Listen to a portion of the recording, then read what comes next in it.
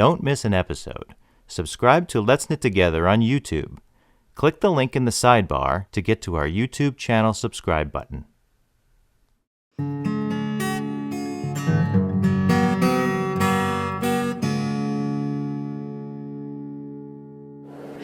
My name is Annie, and I started Himalaya Yarn back in 1996, and it is entirely a cottage industry business. I deal with very small producers, usually families that produce yarns from indigenous fibers in Nepal and India, and that's always been my main aim, is to bring cottage industry yarns to the United States. Well, how did you get this started, or how did it come about? I've been a traveler all my life, and at a young age I traveled to Asia and just fell in love with Asia in general, and especially with all the handicrafts that are available there and the beautiful workmanship that people perform over there. And it's just happened naturally. It was something I fell into. I've also always been a knitter my entire life, so it was the perfect combination. Were you an avid knitter, or was it something you saw and said, oh, this is even more appealing than the yarns I've seen before? I have always been an avid knitter as a child, but this is really a collaborative effort on my part and on the people that I work with. So the yarns that you see here have developed through cooperation between us over the years. Could you talk about some of the others in the cooperative? We're not really a cooperative. We're really a cottage industry. And I work with a Tibetan family in Nepal, and they organize things for me, and they have people who then bring them fibers and work with them. And the same is the case in India. I work with a small family-owned business that produces silk yarns in India. So how do they choose the types of fibers that they'll collect, or how do you decide what sells or what you want to offer? We work with what's available, and in India it's especially silks and silk. The silk in India is brought to Nepal. Nepal does not produce a whole lot of fibers on their own, but they perform a lot of the work involved in making the fiber into yarn. We do have one indigenous fiber from Nepal called Aloo, and it's a nettle fiber. But other than that, the silks that we use and the wool that we use to produce yarns in Nepal is brought into Nepal from either India or other countries. Now, most of these are recycled silk, or are they actually spun specifically for this? The yarns that we produce in Nepal are recycled silk yarns. In India, it is new silk made from scratch from cocoons. Yeah. Can you show us some examples of the yarns that you have? Absolutely. This is what the business started with. This is the recycled silk yarn from Nepal. The colors vary. They're all rich colors.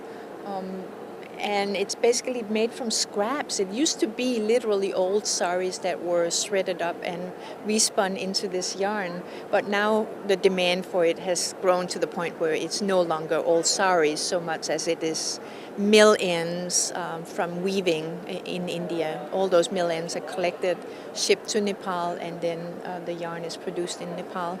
These colors are absolutely amazing. And if they are, do they dye them along with taking?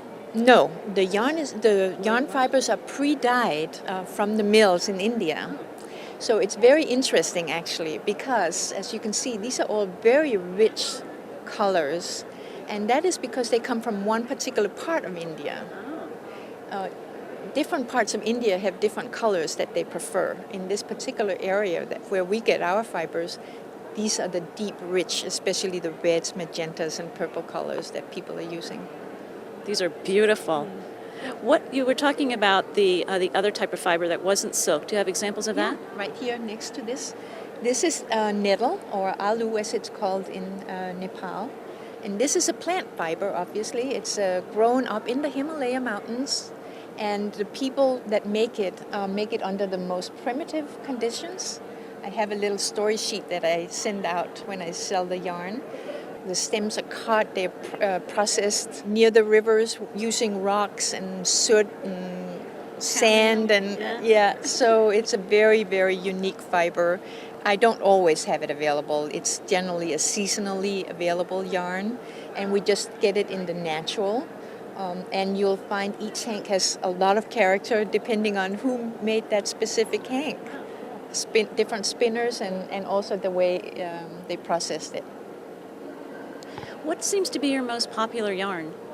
The recycled silk has been a standby for me for many years now, and it still continues to be very popular. The Aloo is very popular, and I have also recently introduced a new silk yarn from India, which is proving to be an extremely popular yarn and very, very beautiful, shiny, smooth silk yarn. And this is available in about 15 solid colors as well as several variegated colors. Not my favorite. Oh. This is my favorite right away. Yeah, it is really beautiful yarn. They've done a wonderful job on it. It's so smooth and shiny. There's just nothing that takes color like silk does. It's really outstanding. Now, do you have specific projects that go with your yarn as well, whether it be knitting or weaving? We primarily do knitting patterns. I do some of them myself, but I also have a lot of designers who make patterns for me, and they're much better at it than I am.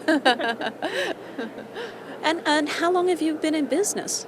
Since 1996. Yeah, I did my first consumer show in early 97. Do you have any future plans for Himalaya? We're going to continue working in Nepal and India. Those countries are my primary source for working. We'll continue doing silks. We'll definitely expand on this new silk yarn from India and go from there. Thank you very much. Thank you. Our next live show is Saturday, July 30th at 6 p.m. Eastern. Join us to share your latest projects. Go to letsknittogether.com/live for complete details on how to participate. You can find me on Twitter, Plurk, and Ravelry as Let's Knit Together. You can join our Facebook page at facebook.com/letsknittogether, and you can email me at cat@letsknittogether.com. This show continues to be supported through the generous contributions of viewers like you. Please consider leaving a donation on the website, and thanks for watching.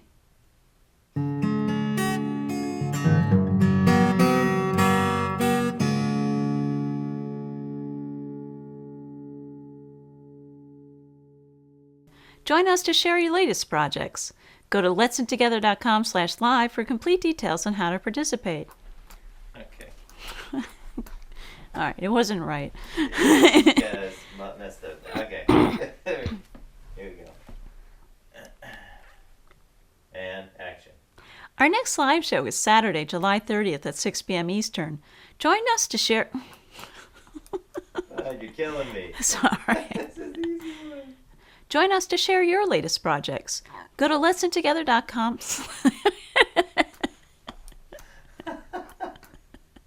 You do this every episode. This is like something we've done like 1,000 times. That one I had no control over. Oh, yeah. Sorry. Yeah. Take 14. And action. You can't do that. Okay.